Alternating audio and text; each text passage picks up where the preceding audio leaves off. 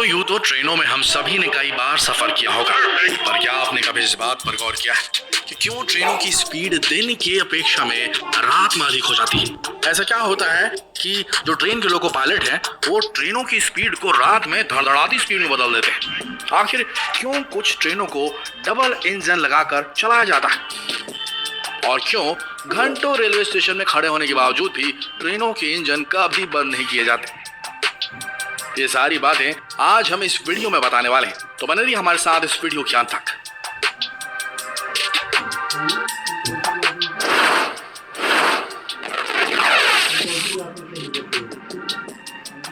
Train का चलना पूरी तरह से सिग्नल्स पर डिपेंड करता है।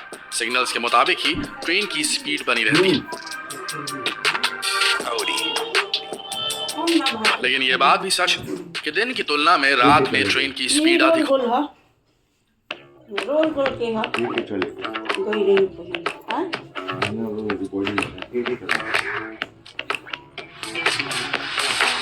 blue, green, yellow, orange, and every brilliant shade of red. Every color has its own space on a canvas, its own story, much like us. And when our voices come together in a riot of color and art, we reclaim the spaces that were always ours.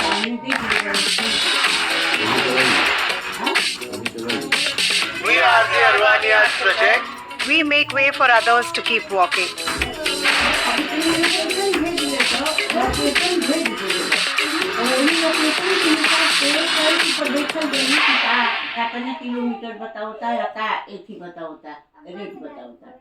लेकिन ये बात भी सच कि दिन की तुलना में रात में ट्रेन की स्पीड अधिक हो जाती है। इसका कारण यह है कि रात में रेलवे ट्रैक पर इंसानों और जानवरों का आना जाना प्रायः कम होता है। इसके कारण लोको पायलट ट्रेनों को अपनी मैक्सिमम स्पीड के साथ चलाते हैं और तेज गति से दौड़ाते हैं।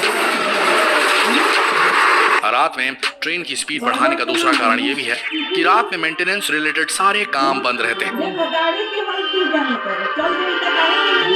साथ ही साथ रात के समय सिग्नल की विजिबिलिटी भी काफी अच्छी होती है, जिसकी वजह से लोको पायलट्स को सिग्नल काफी दूर से ही दिखाई दे जाता है, जिसे देखकर लोको पायलट ट्रेन को फुल स्पीड में ले जाते हैं।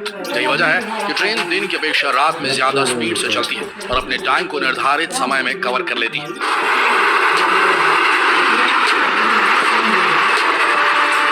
इसके अलावा आपने कई बार देखा होगा कि दो लोकोमोटिव इंजनों को जोड़कर ट्रेन को खींचा जाता है।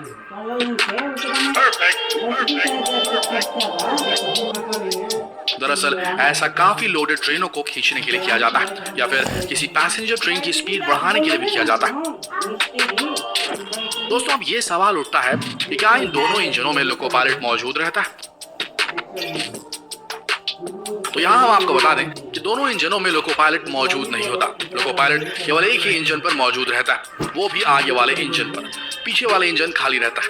जब कभी दो लोकोमोटिव्स को आपस में जोड़ दिया जाता है तो उसे मल्टीपल लोको कहा जाता है, और मल्टीपल लोको में जो आगे वाला लोकोमोटिव होता है उसे ही लीड लोकोमोटिव कहा जाता है। ऐसा इसलिए क्योंकि आगे एक लीडर की तरह चल रहा होता है, जबकि पीछे वाले लोकोमोटिव को ट्रायल लोकोमोटिव कहा जाता है। चल रहा होता है जबकि पीछे वाले लोकोमोटिव को ट्रायल लोकोमोटिव कहा जाता है, और जो पायलट होता है वो लीड लोकोमोटिव यानी आगे वाले लोकोमोटिव में बैठा हुआ होता है। दोस्तों, अब आप ये सोच रहे होंगे कि लोको पायलट आगे वाले इंजन में बैठकर पीछे वाले इंजन को कंट्रोल कैसे करता होगा। तो आपको बता दें, ये दोनों लोकोमोटिव चालू होते हैं और जितनी कंट्रोलिंग कैपेसिटी आगे वाले लोकोमोटिव में होती है उतनी कंट्रोलिंग क्षमता पीछे वाले लोकोमोटिव में भी रहती है। इन्हें आपस में सिर्फ कनेक्ट करना होता है। दोस्तों, लोकोमोटिव में 27 ऐसे फंक्शंस होते हैं जिन्हें लोको पायलट को कंट्रोल करना होता है। क्योंकि अब लोको पायलट आगे वाले लोकोमोटिव में बैठा होता है तो वो उस इंजन को बड़े आराम से कंट्रोल कर लेता है। लेकिन अब सवाल ये उठता है कि पीछे वाले लोकोमोटिव को कंट्रोल कैसे करेगा, क्योंकि पीछे वाले लोकोमोटिव में भी 27 फंक्शन मौजूद होते हैं, जैसे स्पीड ब्रेक और सेटअप बॉक्स वगैरह। इन सब को लोको पायलट को कंट्रोल करना होता है। तो दोस्तों, ऐसा करने के लिए 27 पिन वाला एक केबल होता है जिसे आगे वाले लोकोमोटिव से पीछे वाले लोकोमोटिव में जोड़ दिया जाता है। जैसा कि आपको स्क्रीन पर दिख रहा होगा, एक केबल में 27 पिन होती है और इसमें अलग अलग पिन अलग अलग फंक्शंस को कंट्रोल करती है। अब जैसे ही लोकोमोटिव में बैठा पायलट जिस किसी फंक्शन को दबाएगा, वो 27 पिन वाले केबल की मदद से पीछे वाले ट्रायल लोकोमोटिव में फंक्शन अपने आप होने लगेगा वो फंक्शन। कहने का मतलब यह है कि जो लोकोमोटिव ट्रेन में लगे होते हैं वो दिखने में दो जरूर होते हैं, लेकिन काम एक लोकोमोटिव की तरह ही करते हैं और ये दोनों इंजन चालू ही रहते हैं। इसके अलावा आपने देखा होगा यदि ट्रेन को स्टेशन में 3 या 4 घंटे के लिए खड़ा करना है तो भी उसका इंजन शुरू ही रहता है, चालू ही रहता है, बंद नहीं होता। ट्रेनें घंटों स्टेशन पर भी खड़ी रहती हैं तो भी उसका इंजन स्टार्ट मोड पर रहता है, उसे बंद नहीं किया जाता। दरअसल ऐसा इसलिए किया जाता है क्योंकि लोको पायलट को 27 फंक्शन कंट्रोल या चेक करने होते हैं, यानी जब ट्रेन का इंजन स्टार्ट होता है तब उसे इन 27 फंक्शंस को फिर से चेक करना होता है। अब अगर ट्रेन के इंजन को बंद कर दिया जाए तो लोको पायलट को इंजन के हर फंक्शन को दोबारा चेक करना होता है।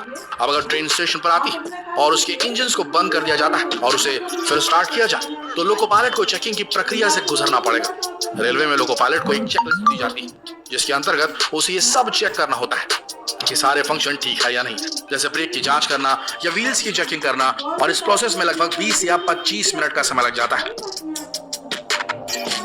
दरअसल दोस्तों इंजन को स्टार्ट होने में महज 2 मिनट ही लगते हैं, लेकिन रेलवे के नियम के मुताबिक हर चीज को चेक करने के बाद ही इंजन को स्टार्ट करना होता है। अब अगर लोको पायलट इंजन को बंद कर देता है और फिर तुरंत ही उसे कंट्रोल रूम से मैसेज पहुंचता है कि ट्रेन को स्टेशन से निकाल दिया जाए, क्योंकि यहाँ लोको पायलट ने इंजन को बंद कर दिया होता है और इंजन को बंद करने की वजह से उसे चेकलिस्ट को फॉलो करना पड़ता है और फिर उसका 20-25 मिनट बर्बाद हो सकता है और ट्रेन के आधा घंटा लेट हो जाने के कारण उसके पीछे आने वाली सारी ट्रेनें आधे घंटे लेट हो सकती हैं। तो इसी वजह से जब ट्रेनें स्टेशन पर खड़ी रहती हैं तो उनकी इंजन को बंद नहीं किया जाता। तो दोस्तों ये बात हो गई इलेक्ट्रिक इंजनों की। अब हम बात बताते हैं ट्रेन के डीजल इंजनों के बारे में, क्योंकि आज भी हमारे देश में आधे से ज्यादा ट्रेनों के इंजन डीजल से चलते हैं। दोस्तों ट्रेन के डीजल इंजनों में भी वही समस्या रहती है जो इलेक्ट्रिक इंजनों में रहती है। लोको पायलट द्वारा यदि डीजल इंजनों को बंद कर दिया जाता है तो इससे इंजनों के कंप्रेसर पर काफी बुरा असर पड़ता है और ब्रेकिंग सिस्टम भी फेल हो सकता है। आपको बता दें कि हर एक डीजल इंजन में एक बैटरी लगी होती है और ये बैटरी तभी चार्ज होती है जब डीजल इंजन चालू हो। बैटरी चार्ज ना होने पर ट्रेन का लोकोमोटिव सिस्टम फेल हो जाता है।